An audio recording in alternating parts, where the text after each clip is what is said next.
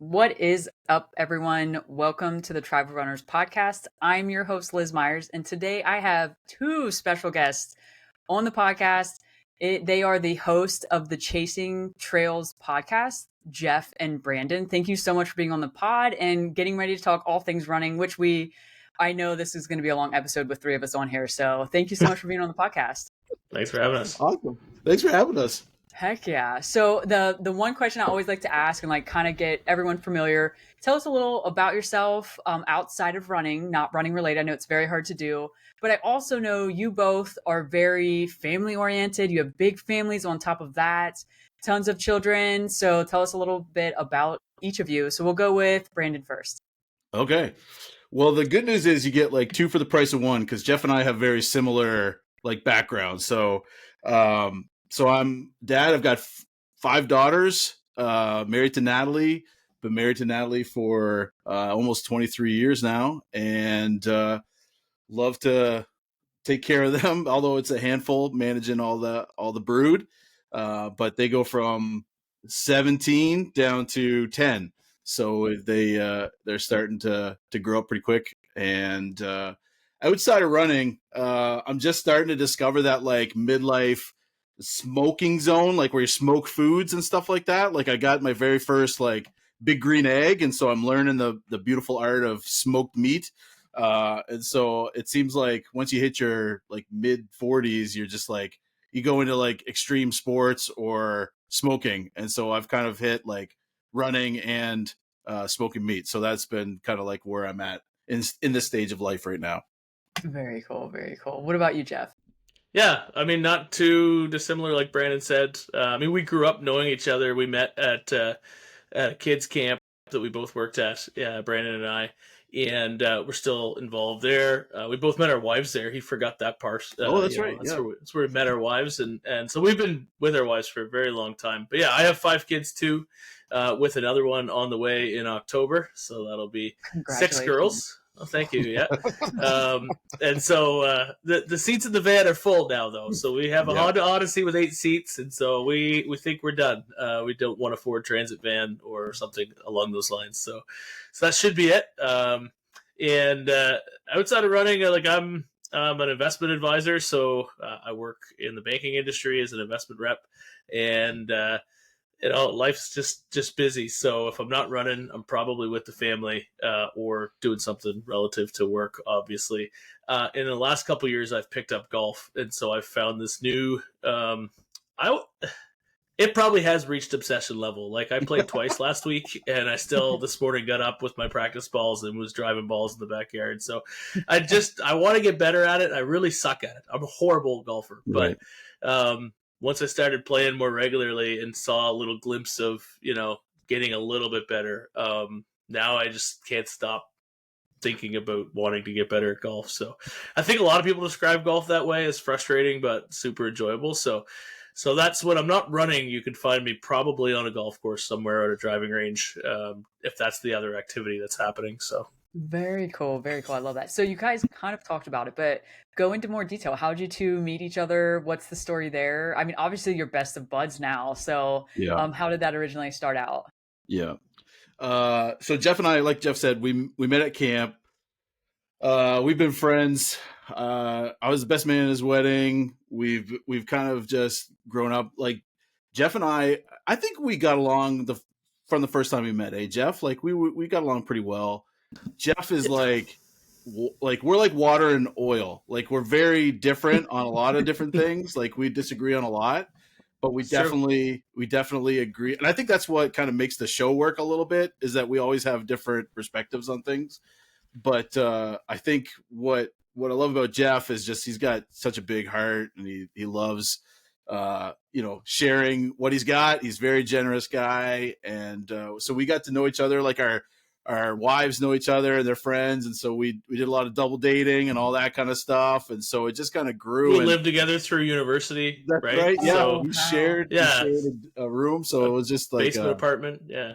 So it's just it's the brother we never had, right? You grew up with all sisters. I grew up with all sisters, came together at 15 or 16 years old, whatever it was. and would spend 8 weeks a year working at camp together or longer. Went to university at the same university, shared a room together. And so just been lifelong friends, I guess, not the first 16 years of life, but from the formidable years right on through. So, yep.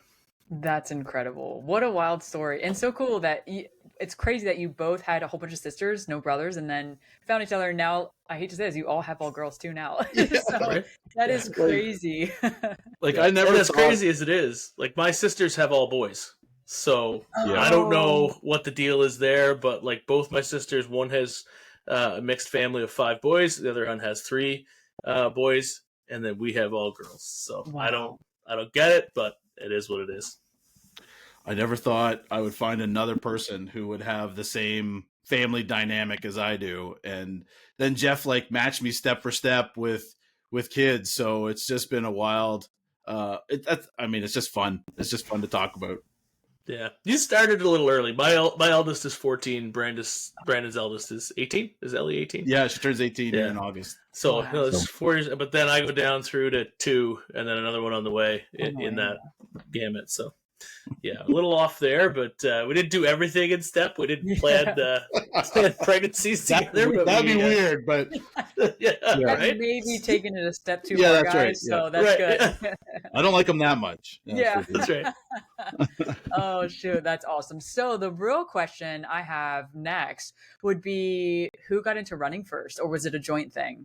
So that would be me. So I got into running first, I think, right, Jeff? Like I started before you. I was in my 20s dealing with like not being active anymore and gained a ton of weight and like had a kid. So that just changed your life altogether. And I was just trying to find a way to get active. And I just did like the couch to 5K. That was how I got into it. And just started running on a trail right in front of my house. Like it was an old train track. So it was just like a train. And so I remember just running on that and I remember running for like the first time for 5 straight minutes. And I thought this was the most amazing accomplishment I ever had. And then to run a whole kilometer, and I just remember all that. And so it was kind of that's kind of where I started. And Jeff has his own kind of adventure with running and weight loss and all that kind of stuff. And then he jumps in later. Yeah. It was one of those things that like, so we're both in our 40s. So Brandon's been running for 20 some odd years if he started when he was 20. I've really only been running since 2018. So whatever that works out to, 7 years. So relatively new running. I always hated running. I always thought it was the dumbest thing ever. Like, why would someone go out on a Sunday morning and run forever or Saturday? Like, what's the point of that? And so if I didn't have a ball hockey stick or a hockey stick in my hand, like I generally didn't move when I was young. Like that was all we did was play ball hockey. And other than that, like I didn't run, I didn't play basketball, didn't play any other sports. And so I didn't have any reason to run, but I always liked biking. So I biked a lot as a kid, mountain bikes with friends and into town because we only had one car. So I would bike. So I stayed relatively active, but just never found a reason to run because it was so much faster to get on my mountain bike than just go into town that way or bike around town. So wasn't until we have the same story in that respect that, like our doctors basically told us, hey, it's time to do something about your cardiovascular health. And so you need to get active. And so, that's when I started back in 2018, just decided, well, if I have to be more active, I'll start running a little bit so that I can train for a triathlon. And so I trained for an Ironman 70.3 and did that through running, road running and training for that. And COVID kind of screwed it all up because I was supposed to do a 70.3 in 2020, and then it was delayed until 2022, just a couple years ago. So I did end up eventually getting that done, and I'd love to do a full Ironman at some point, but the commitment for the time just doesn't really work with the dynamics of how busy we are right now. So that'll be something I'll undertake later on. Yeah, probably. And triathlon training is a whole nother beast. So much respect for you for doing one. That's awesome. And hopefully you can do a full one of these days, because I've heard so many things. I actually trained for a half, but it was actually after COVID when a few hurricanes came through where I was living, and I was like, biking and swimming is just not in my cards. And then I continued to run. So it's just easier to do that, I guess. And it's one thing to worry about instead of 3 different things. So that's also nice too. Yeah. But that's so cool. You guys have such awesome stories of how you got into it. Now, what and or how did you get into like trail running? I mean, you mentioned, Brandon, that the trails were like right outside your door. Was it the same way for you, Jeff? No, actually, this most of the time when I was training for that triathlon from 2018 through to like 2022, when I did it, I used to make fun of Brandon for going running in the woods. It's like, this is dumb. You're gonna break your ankle. You can't run as fast. Like, no wonder my splits are always faster than yours. Because of course, triathlon and road running is all about trying to get fast. And I had gotten to the point where I could run. I was never fast, but I could run a sub 2 hour half marathon. And I was, getting to the point where I was going to try to go for a 4 hour marathon, which I thought was pretty good based on how short period of time that I had been running. And I used to give Brandon a hard time all the time for being slow and being out in the woods and all this stuff. And just as a friend, like, giving the gears to your buddy sort of thing. But then I found I got really bored with always trying to hit that split when I found I couldn't get better. I didn't know how to get better on my own, and it was super demotivating. And so, Brandon finally got to me after a while, and he was like, "Come on out to this one race with St. John Trail Running. It's called the Bootstrap Boogie." And he's like, "I promise you'll love the atmosphere, you'll love the people." And part of the triathlon training was that, myself, I never felt fast enough or good enough, because I'd never done one, to go out and train with a group of people. I did it all by myself, and I always biked by myself and swam by myself and ran. And it was just kind of boring, and there was no community aspect to it at all. And so when I did eventually take Brandon's advice and get out and do a trail run with a community of people who were encouraging and who wanted to see you do well and just was there to have a good time, go for a trail run, and then maybe have a coffee or a beer afterwards and kind of hang out, I was just instantly hooked. Like, wow, there's actually other people out here like me who aren't necessarily super fast, but also, are, out there doing, pretty cool stuff as a group and creating a community with it. And so that's where I found trail running in only the last 2.5 years I've been running trails. So not very long. That's awesome. And I have to say this before Brandon tells us like his story, but so are you saying that Brandon was right and you were wrong? That trail yeah. It doesn't happen very often. It only happens once in a blue moon. But yeah. I'm sorry. I figured I could bust both of your balls when it came down to it. Yes, do so, yeah, please. You were just, that was right there. I had to do it. Oh yeah. It's like, that's the only thing I ever remember right about is that yeah. Oh shit, that's awesome. Yeah, it's kind of cool because when I was doing it, I remember the first time I joined up with our local trail running group, which is St. John Trail Running, like Jeff had mentioned. Like, it's like, what it's like showing up to something you've never done before. Like, it's intimidating, and like showing up with a group of people who I assume are all faster than me and who are all, experienced and that sort of thing. I just run on this flat trail bed, and that was it. And now they're like, they would meet every week and go through the local trails. And I didn't have the right gear. I had like road shoes. I had like the running jacket, and I was just like sweating to death. But they have like this great motto. It's like, no runner left behind. And so even though I was the slowest runner, I was not the last runner there. Like, because they'd have someone who just runs with you, as the caboose. And so like a lot of groups do. And so it was just like right away, I was like, this is awesome. Like, these are my people. And I just kept trying to get Jeff to come and do it. I was like, just come try it. It's not that bad. And he'd be like, oh, it's so slow. And we were young and stupid, and we thought like you had to be super fast to be like a great trail runner. And I'm like, man, we've learned a lot since then, obviously, because we're both slowed down. So it doesn't seem quite so important now that we're in our 40s as it did a couple of years ago. So but it's just been a great introduction to it from the group. I mean, if we're being honest, what really got me was when you're done your, half marathon or marathon, there's like a small carton of milk and a little granola bar and like, an apple there to greet you. When you finish an awesome trail race, there's like, sponsored by a beer company, and there's like, a barbecue going, and there's like all this, like they had a a street vendor with Donair sausages, and I was like, this is the most amazing thing ever. Like, I could come back from this race and just eat, and it's encouraged. And so I'm a big food guy. That's probably obvious, but yeah, like the whole trail snacks and just having a different outlook on life. And on our show, on our podcast, we talk about food a lot. I don't know if we're more of a running show or a food show, but we split the middle a fair bit, yeah, when it comes to trail snacks. I mean, secretively, we all run for the snacks, either during or after, 100%. Right. Yeah. What is it like? If someone was describing it as like you run 10 kilometers between buffet lines, you just have to kind of keep getting to the next buffet. And I'm like, that's like a great way to describe it. I was like, there's jujubes and chips and bacon. Like, I'm like, this is great. Why would we ever do anything else? So the snacks are definitely a huge motivator for the two of us. Yes. And I want to touch on something that you both mentioned too. You both went into this thinking like you had to be super fast, which I think almost everyone does. I know when I first got into running, I was like, I'm not that fast. Like, I'm just going to go out there and run, and don't get me wrong, there's very competitive people and nothing wrong with that. But at the same time, there's so many more people that are out there just having a good time and want to finish, see what they can do as runners, and just go out there and have a good time. And obviously, you guys both mentioned like you've calmed down from the wanting to be fast and are just kind of out there enjoying yourselves.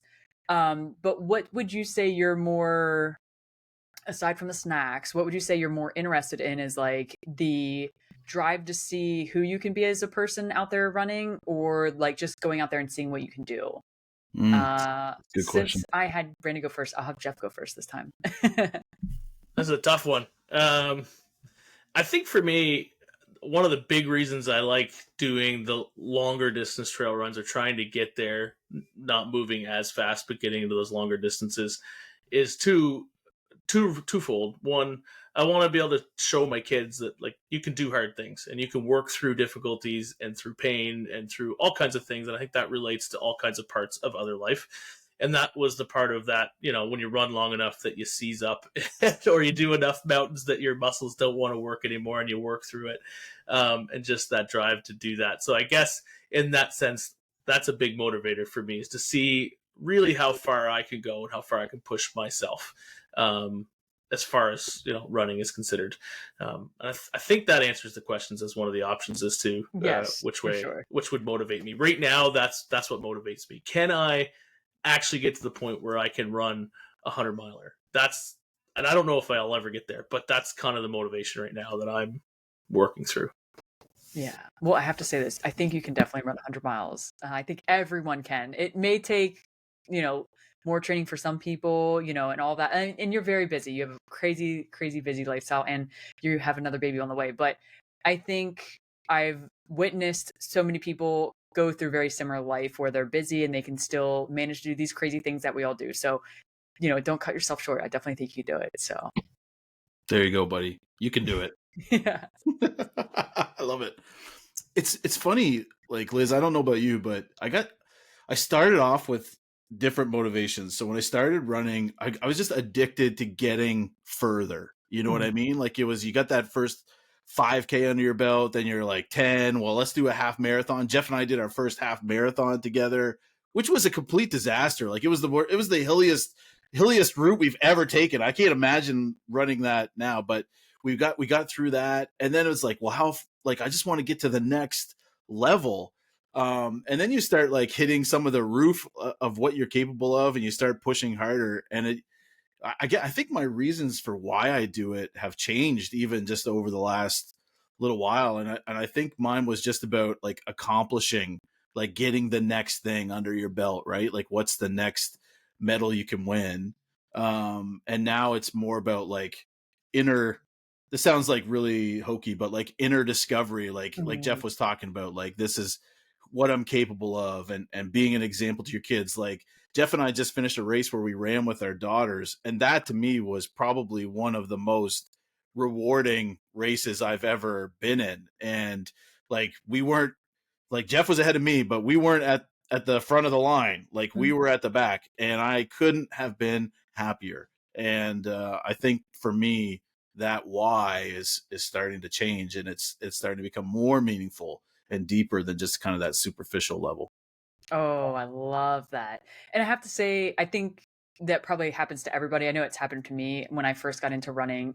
It was more like, oh, like I see these people doing these things, like I bet you I can too. And Mm. then you get to some of the distances and I'm like, well, let me rephrase that. I've in some of the distances I've ran, I've gone to a place where like I get in my head and I'm like, oh, this is mentally very hard. Like, what can I do mentally? So now for me, it's a mental thing. Like, I want to see how well I can overcome the pain, the pain cave, whatever you want to call it, and see how far you can push yourself. And so, like, I think everyone it changes, and it probably changes yearly, and or I should say, not yearly. That's probably pushing it, but within your experience of running and like where you get into and how far you get in and all that crazy stuff. But I love that for both of you, and that's very, very inspiring, truly, for both of you. And I love that you both have your kids and want them to like see you doing it too, because that's truly really, really meaningful, especially for ladies. So I love that your girls Mm. have such an amazing dad to look up to and know that if they can do hard things, so can them.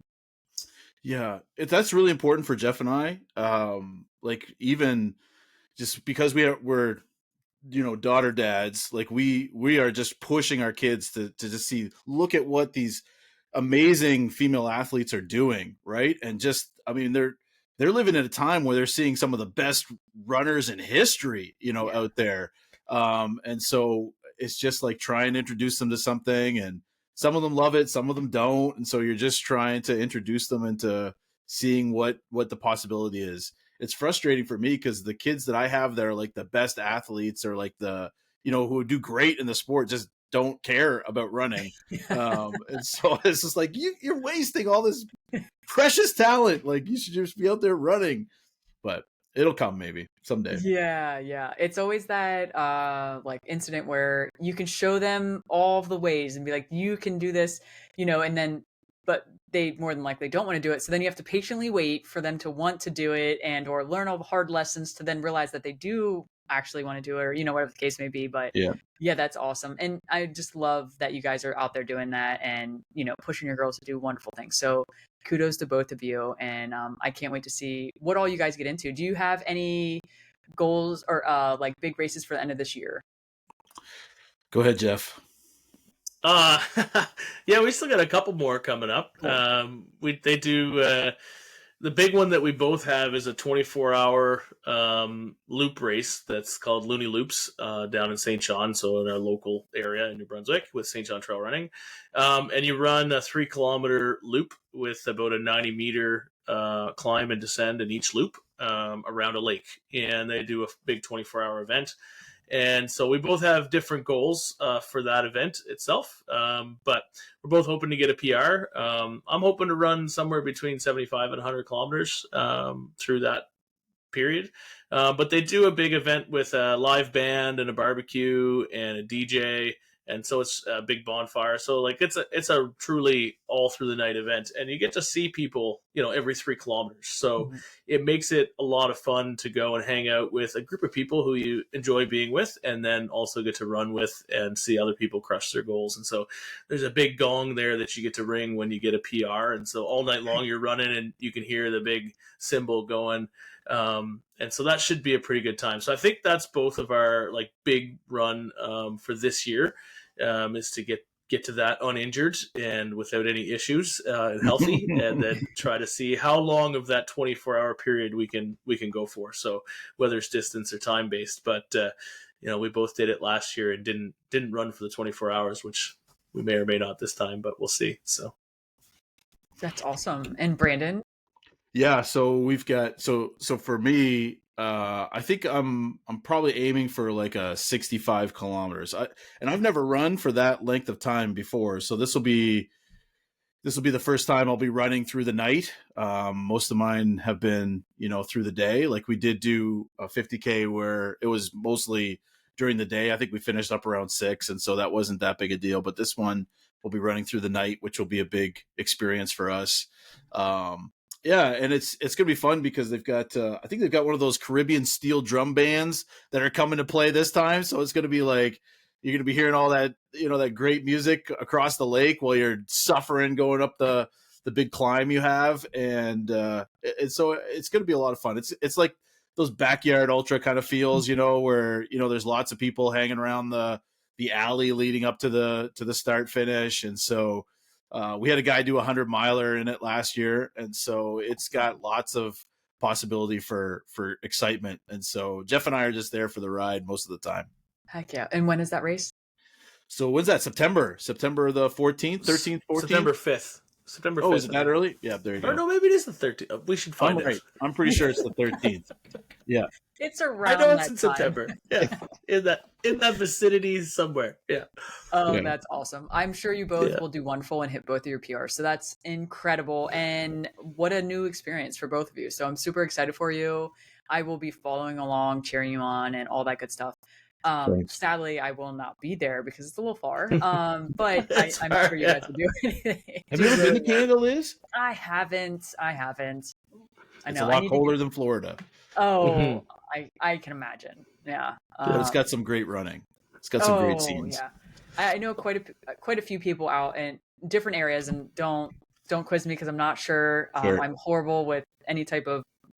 Yeah, no, I'm not gonna even go there. But I have seen pictures and like people talk about trails out there. I'm like, gosh, it sounds so beautiful, like just so different. And I'm sure it is. Have you guys been to the States ever? We haven't run in the States yet. Okay. But we have definitely been down, we've been down to Florida. We've been lots of different places, but it's funny, like Florida sounds like, based on some of your writing and your Instagram, it's like pretty similar kind of topography, like we're pretty flat here. Like there's not a lot of, mountainous ranges to get that vert training in. And so we totally relate to your struggle with, trying to get that vert in for your race and the treadmill woes and all that sort of stuff. Yeah. So listen, we understand. Yeah. Well, I've been down to do some hiking in Maine at Katahdin, hike Mount Katahdin. And we also, last couple of years have gone down to New Hampshire, to the White Mountains and in November with the kids. And so we did some hiking in the White Mountains there last year, and that was a lot of fun as well. So I haven't been deep south states, but I've been hiking in a few of the regions up the northern part. So that's beautiful awesome. Country for sure. Yeah. Definitely recommend being anywhere that has mountains over being in flat Florida. Florida is nice. Don't get me wrong. And we do have some really nice trails out here, but they're flat. So like if you want some flat trails, we got that for you for sure. But yeah, that's so cool. Now kind of like getting off of actual running, but not really. So how, what, when, why did you guys start your podcast? Let's hear all about it. Kind of who decided to start it and how hard did you have to convince the other one to get a part of it? So let's hear it. Jeff and I had been we've been doing some races together, and I had tossed the idea of like a podcast out to him, just like, we've got a unique kind of niche for us, like two dads with $5 each at the time, and maybe that could be like a unique little piece that we could carve out of the podcast world, because like we both realize like there's a lot of podcasts about trail running, and there's a lot of voices, and what could we offer that was unique. And so we kind of batted it around, and we never really landed on it. We kept saying, yeah, we should do it. And then we never did it. And then it's like one summer 3 years ago, Jeff sends me a text. He's like, hey, listen, are we going to do this podcast thing? And I was like, yeah, I mean, sure. He's like, let's do it this week. And so it just started, and we, it was rough getting started, but it didn't take a lot of convincing. I mean, I think the hardest part was trying to get Jeff to go on video. Like that was doing the audio was no problem, but once we switched to video, that took a little bit of convincing and for Jeff just to get him warmed up. But once we kind of hit that stride, I don't think we've looked back. So it's been, so it was kind of just like a slow burn trying to get up to it. And then once we made the commitment to do it, we just were like, all right, we're going to start it. It was like right during the tail end of COVID. And so it was COVID in Canada was just a little bit weirder than COVID in Florida, I think, but we just didn't have a lot of ways to chat. And so we decided, hey, listen, let's try and do this. We tried it over Zoom at first because that's what everyone was doing was Zoom. Yeah. And so it's what we knew. And then we kind of have progressed from there. But yeah, it was, I still remember just sitting there doing the first episode. We didn't know if anyone would ever listen. And what did we say, Jeff? It was like if 10 people listened, like we would do another episode. Yeah, if 10 people other than our family listened to the episode, we would do another one, and we couldn't include ourselves in that listen either. Right. And so we're still pretty grassroots. Like you can see, I'm tucked into a corner of a bedroom right now because like I don't have any place to like an office to record it because all the rooms are filled with children. So I don't have any place to have an office. And Brandon's in his bedroom. You can see the pictures behind him. So we're pretty chill about it. But yeah, that first year with the amount of background noise, like the first episode we did. Of course, you can probably hear my kids now. But the first episode we did, I think my wife was upstairs doing the dishes, and all you could hear the entire episode was dishes clanging in the background. And so we got some feedback that was like, "Hey guys, just if you're going to do a podcast, maybe you should move somewhere quiet." But yeah, it was. That's how I run most of my life, Brandon. The way you described, like a text that says, "Hey, let's do that this week," is kind of how I roll. So that's not surprising that I forgot how we started. So it was an interesting story even for me. But that's how that's usually how I roll with most of my life. So it makes sense. I'm really the personality. Brandon's the brains behind the operation. To be honest, well, yeah, he's the on-air talent. That's what we say. Yeah, and Brandon does all the work. I just show up and I do this. This is what I do. You cat. He even texted me like 20 minutes ago. Was like, "Hey, you remember we have a podcast tonight with Liz, right? You got the email with the link?" I was like, "Yeah, I'm good. I got it 5 minutes ago. It's all good." So, because there have been times when Jeff has like fallen asleep on the couch or whatever, and has woken up and he's like, "Oh shoot, we have to record with a guest tonight," and so you have to really. It's like I'm babysitting him sometimes when it comes to dealing with this stuff, but I wouldn't have it any other way, I guess. Yeah, that's incredible. And that's so funny. You two definitely balance each other out. I love that. Not to say like completely different people, maybe so a little, but definitely like hosting a podcast episode. I love listening to you guys. You guys are hilarious. Oh, thanks. But share with everyone that doesn't know a little about like what you guys talk about on the podcast, like what your main goals, focus, and all that. I mean, you kind of mentioned like you guys have that, you're both dads with a whole bunch of children with girls, which is awesome. But like, what are you aiming to do with your podcast, and like, what's your big goal with it? Wow. You're assuming we have a big goal, which I'm not entirely sure we do. But if Jeff and I both, like we said, we don't take ourselves very seriously. And one of the things that I think makes us unique is that there is a whole category of people who are runners who are never going to be, on the professional trail running podcast, right? They're just people who are working 9-to-5 jobs, who do running on the weekends, who train early in the morning or in the evenings, who have the same kind of questions, same kind of struggles that we do. And we just give voice to some of those things. And like Jeff said, like we talk about food almost as much as we talk about running. Like we're on the fringe of what it is to be a trail running podcast. Like we talk about so many different things, but running always tries to kind of make its way in there. Like we'll talk about our training or whatever, but sometimes like we go episodes where we just banter and we don't talk about anything really. Like we've had our top 5, favorite, Christmas cookies and all that kind of stuff. Like we do like lots of different things, but I think that's what we want to do is just try and entertain a little bit, try and get a little information out there, have great people on the podcast that we can talk to and learn from. Honestly, like a lot of our guests, like Liz, we reach out to people like you because we just want to learn like how you're doing it, what are you doing, and how can we improve? It's very self-motivated. Like we are very, very selfish in how we do this because we just want to, like, we'll bring nutritionists on, like, and we'll just pepper them with our own personal questions that we have for, it's like getting your private, lesson with a nutritionist. And we've just been so lucky to have great people come on the show. I mean, we've had Olympians, we've had people who've trained Olympians, like we've had business people. It's just been fantastic. And I think that's just something people can relate to. Like we're not not here to win Western States or anything like that. Like, we're just here to have fun and enjoy the sport at the grassroots level. Like, we don't get too worked up about all the details. Yeah. Yeah, and I think a big part of what's kept it going in some ways is that the community has come around us and encouraged us a lot to keep doing it, and seeing and hearing people say, or just recognize that, hey, running really is for everyone. Trail running, like, we're bigger guys. We tease ourselves about it all the time on the show. We're Clydesdale runners. We're those bigger guys who are slow. And you know what? If we can do it, and if we can go out, last year Brandon did, his first 50K.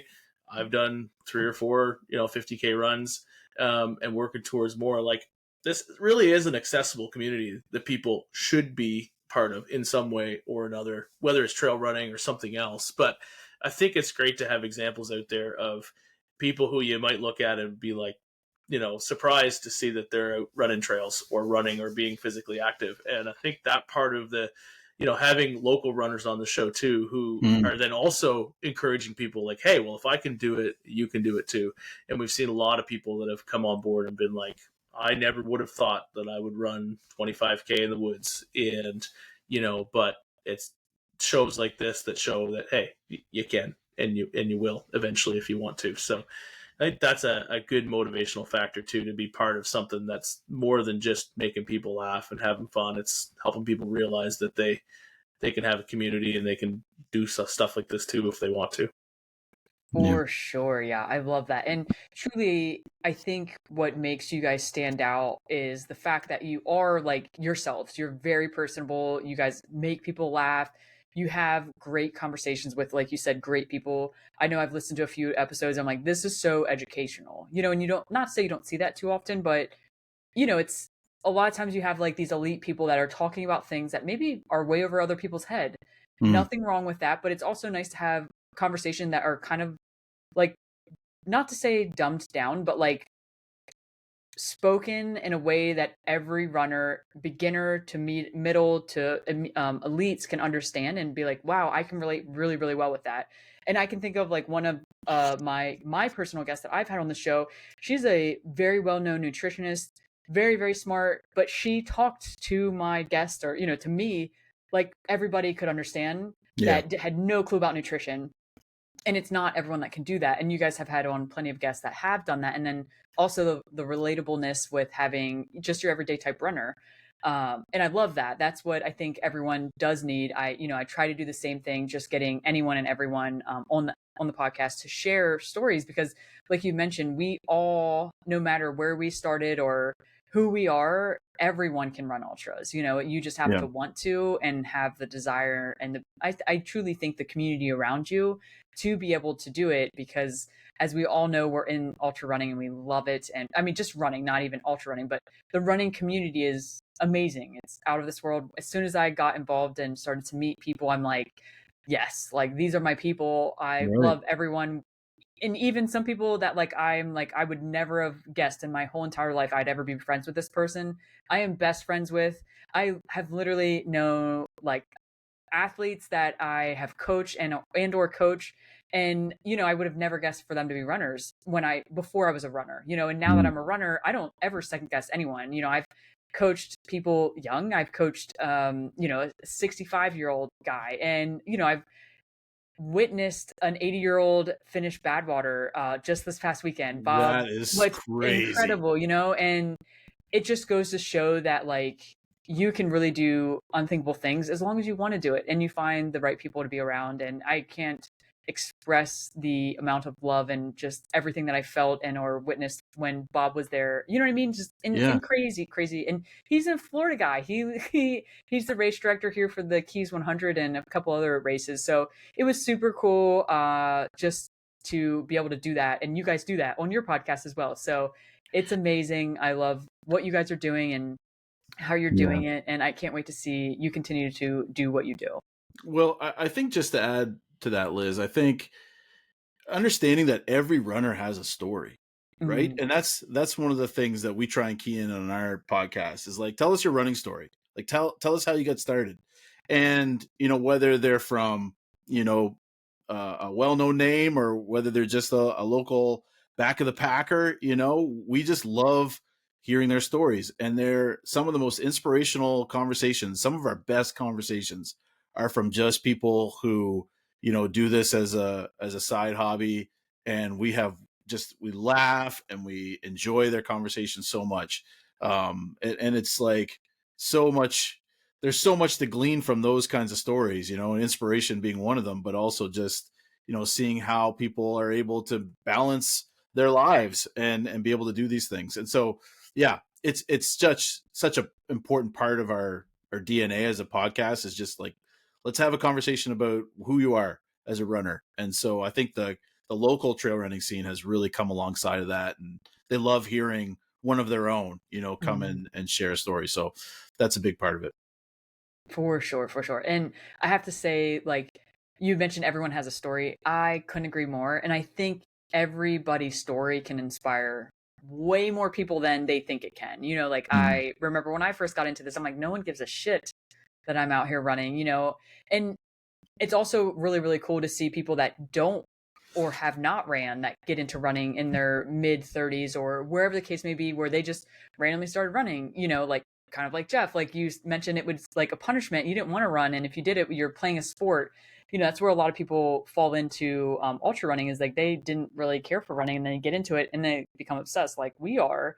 Or you have the people that have been track stars and, were amazing college, whatever. And now they still do it and they've transitioned into either ultra running or, marathon running, whatever the case may be. But everyone really does have a story. And I think, and I wish everyone would truly reach out and just try to share it because I think no matter what, stories are what makes all of us feel more connected, more relatable, being able to have these conversations and just, make best friends and live good lives. It's really what it's made about. Yeah. I think, like in some sports, like there are the elite of the elite who feel, you feel like they're just so unrelatable. Like, I love them so much, but I could never have a conversation with them or I could never, I'm not fit to be in their presence kind of deal. But with trail running, like we're talking to like world-class athletes and they're just so generous with their time and their willingness to do this. I mean, just I shot a message to you, like a shot in the dark, like, hey, like we followed you on Instagram and you replied right back. I was like, Jeff, can you believe this? We're having a conversation with someone who's like, coach and run so much and that sort of thing. Like, it's just the accessibility is so amazing.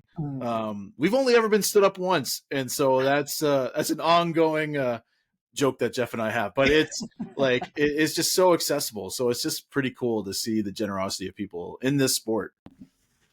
And as you say that, the other thing that I find cool about it, this might be a little bit off topic, but not only are you talking to the elite of the elite, but when you get into trail running or some of these more niche or fringe type sports, you also get to participate on the same stage that they are, right? And I find that super cool about this type of sport.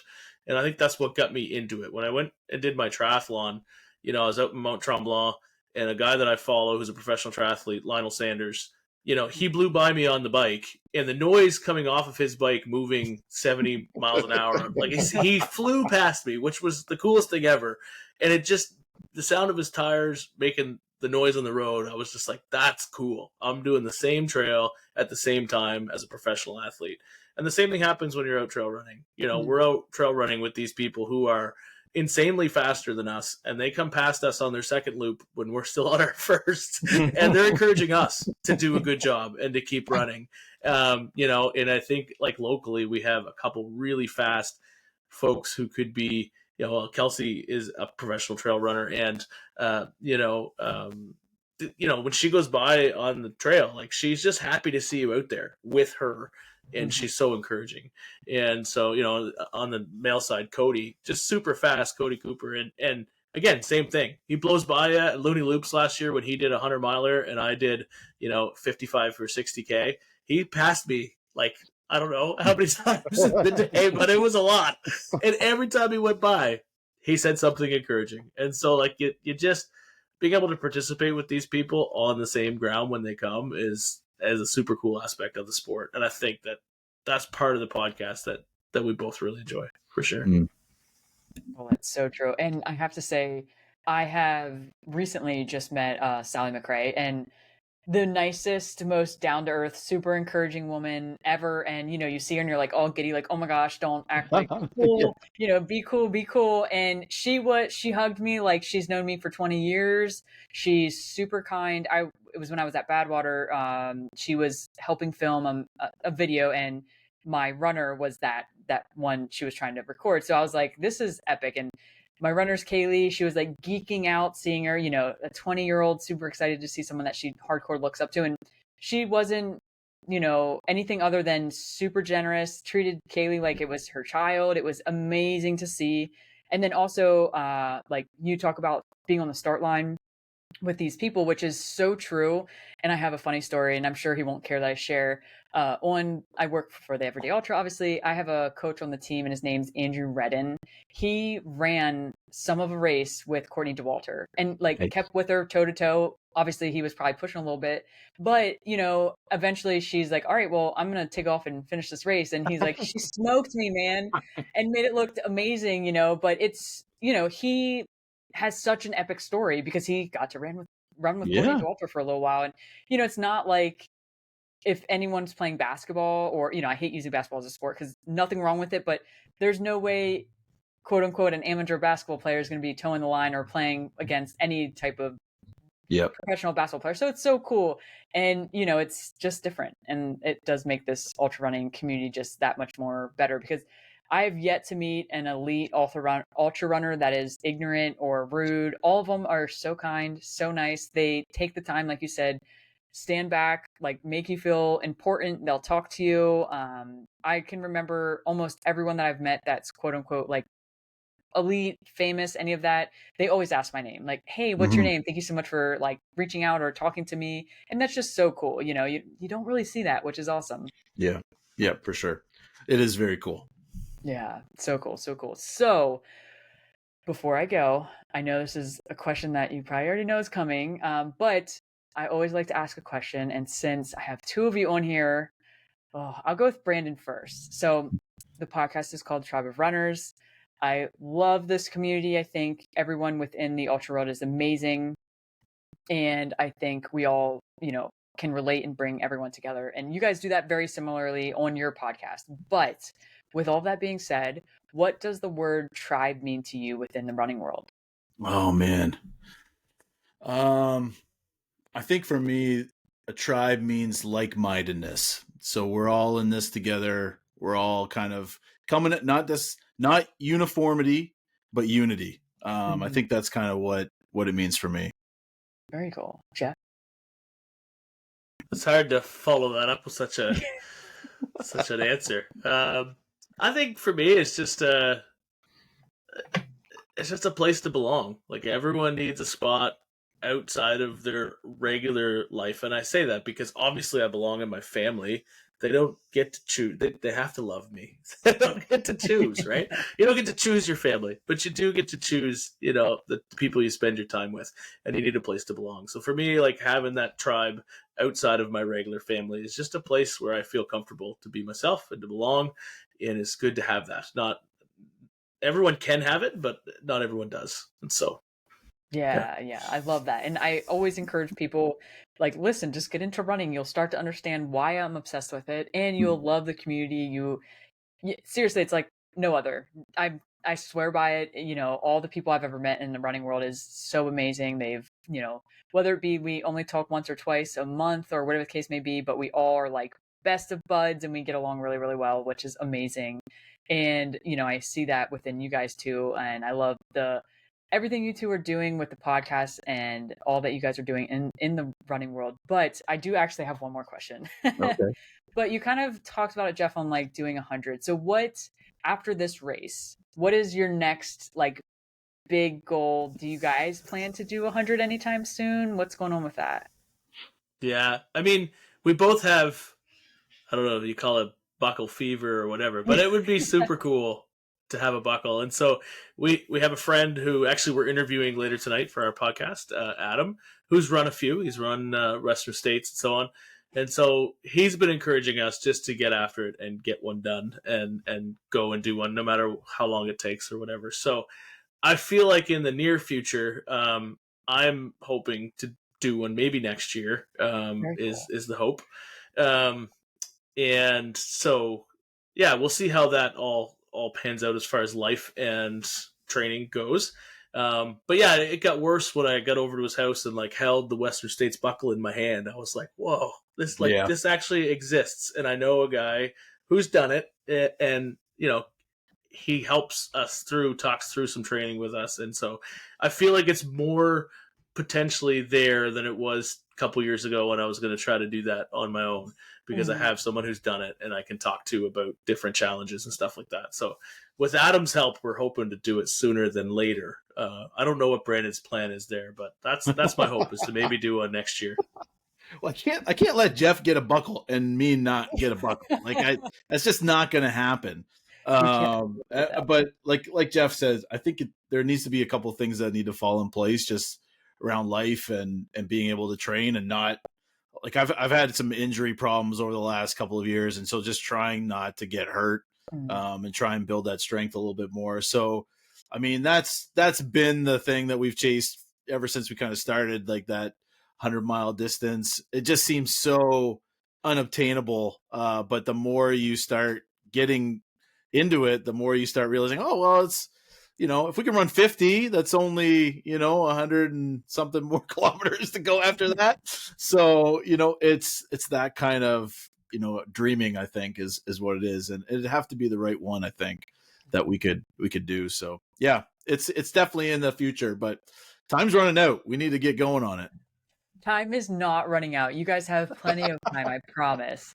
But yeah, no, that's awesome. And I 100% know you guys can both do it. But it does boil down to the time and just not having a stressful life. Also not like rushing the training. Rushing the training is what causes injury. So if you're already dealing with injury, don't, go out there and push it even more. But I definitely hope and cannot wait for you guys to go after your first belt buckle and go get that thing, because it is something else when you got them. I swear, it's like, you're just like, I got a belt buckle.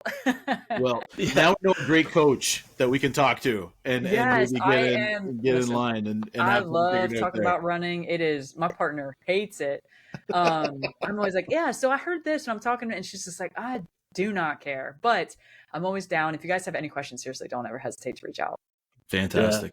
Part of our problem with a 100-miler is that we have to find one that's relatively flat, not hot, and is loop based, because we like to stop every so often and be close to home, right? So it's a very specific list of things that need to happen to find that perfect race. So we'll see.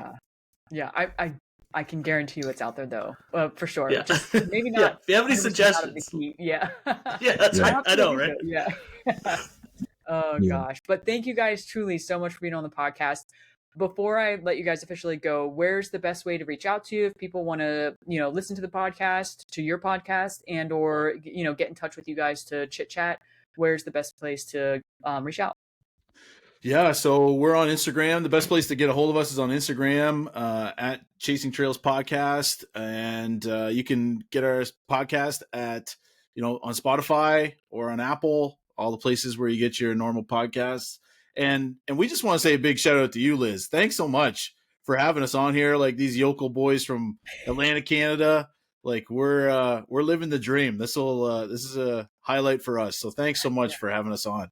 No, I truly appreciate it. And when you asked me, I'm like, hell yeah, but are you guys going to be on my podcast? Because if we do one, we have to do the other. So right. It never even crossed my mind. Yeah. Never even crossed my mind that we'd be on yours. But yeah, we've got you coming on next month. And so it's going to be awesome. We can't wait to chat. Yes, for sure. I can't wait to give you all the tips and tricks. I will have like all the questions ready for you, or I guess you'll have all the questions ready for me, and I will have all the answers for you, and cannot wait to help, and not only help you guys, but all of your listeners as well. So very, very excited to be on.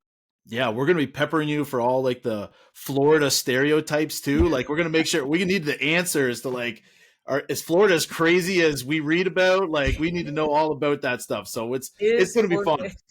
Is Florida Man real? Yeah, that's right. That's exactly what I'm going to. That's fantastic. Just wait. I will leave you hanging. I will make you wait until I'm on your podcast, and I'll tell you all about it. But your homework is to find us a list of 100 milers that fit those. Oh, I know. Now I got to do some digging. I got to do some digging. Right. Yeah. I have a few friends out there, so I may hit them up. Be like, hey, I need some ideas for races. So right. Very fantastic. Cool. Well, again, thank you guys so much for being on. Yeah, no problem. Thank you, Liz. Yes.